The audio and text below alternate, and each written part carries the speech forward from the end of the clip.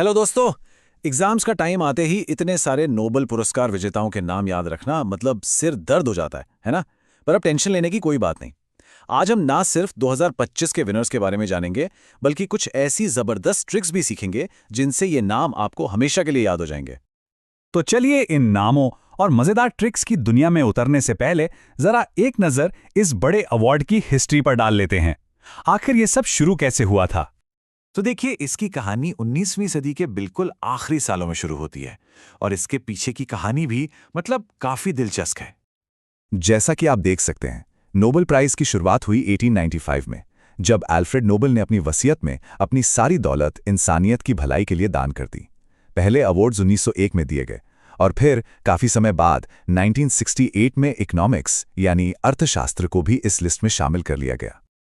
अच्छा, अब कुछ मजेदार फैक्ट्स जान लेते हैं। क्या आपको पता है कि डायनामाइट बनाने वाले अल्फ्रेड नोबेल ने ही इस पुरस्कार की नींव रखी थी? और एक और खास बात, शांति पुरस्कार को छोड़कर बाकी सारे प्राइज स्वीडन में दिए जाते हैं, जबकि शांति का अवार्ड नॉर्वे के ओस्लो में दिया जाता है। और हाँ, मैरी क्यूरी, विज्ञान की दुनिया में एक सच्ची प्रेरणा, जिन्होंने 2 अलग-अलग फील्ड्स में यह अवार्ड जीता। कमाल है। चलिए, हिस्ट्री की बातें तो हो गईं, अब आते हैं उस हिस्से पर जिसका आप सब इंतजार कर रहे थे, याद रखने की ट्रिक्स। और शुरुआत करते हैं शांति और भौतिकी से। 2025 का शांति पुरस्कार मिला है वेनेजुएला की मारिया कोरिना माचाडो को। उन्हें ये सम्मान अपने देश में लोकतंत्र और मानवाधिकारों के लिए लगातार संघर्ष करने के लिए दिया गया है। और इन्हें याद रखने की ट्रिक, अरे वो तो इनके सरनेम में ही छिपी है। ट्रिक बहुत ही सिंपल है। माचाडो को बस मचादो से जोड़ना है। मतलब शांत रहकर इतना अच्छा काम करो कि आपकी सफलता ही शोर मचा दे। देखिए, शांति के लिए संघर्ष और मचादो, ये कनेक्शन उनका नाम हमेशा के लिए याद दिलाएगा। अब बढ़ते हैं फिजिक्स यानी भौतिकी की तरफ, जहां 3 वैज्ञानिकों ने क्वांटम दुनिया के कुछ गहरे राज खोले हैं और ये अवार्ड शेयर किया है। हाँ, मानता हूं कि नाम थोड़े मुश्किल लग सकते हैं, लेकिन हमारे पास एक बहुत आसान तरीका है। बस इतना सोचिए कि क्लार्क और मार्टिनेस फिजिक्स के इतने बड़े फैन हैं कि वो उसके डिवोटी यानी भक्त बन गए हैं। तो डिवोटी से हो गया डिवोरेट। बस इस एक लाइन से क्लार्की, मार्टिनेस और डिवोरेट तीनों नाम याद हो गए। है ना आसान? इकोनॉमिक्स का प्राइज भी 3 लोगों को मिला और इसकी ट्रिक तो एक छोटी सी कहानी है जो इन्हें याद रखने में बहुत मदद करेगी। चलिए, इस कहानी को ना एक पॉजिटिव तरीके से देखते हैं। सोचिए, फिलिप को आर्थिक मदद की जरूरत है, तो पीटर उसकी मदद करता है और जोएल इस पार्टनरशिप को कामयाब बनाता है।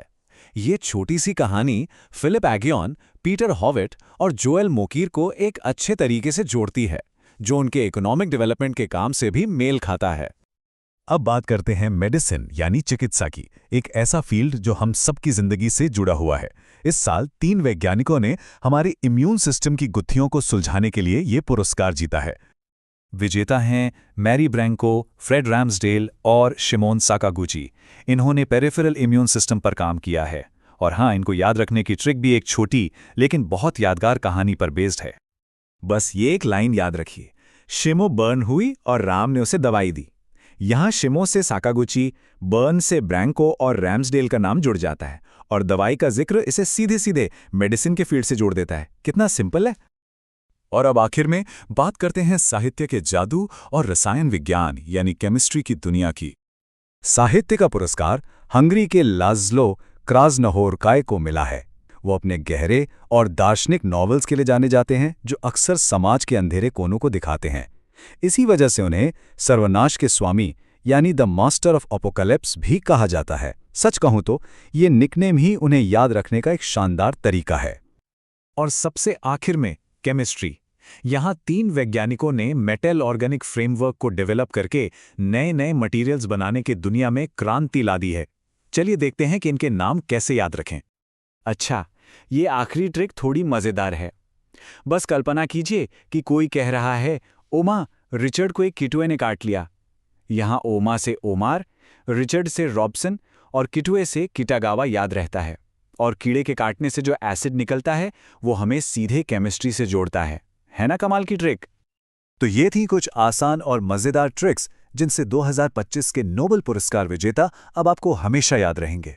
लेकिन एक बात हमेशा याद रखिएगा, इन नामों के पीछे वो महान खोजें और वो संघर्ष छिपे हैं जो हमारी दुनिया को हर दिन बेहतर बना रहे हैं। उम्मीद है कि ये जानकारी आपकी तैयारी में बहुत काम आएगी। अगली बार तक सीखते रहिए।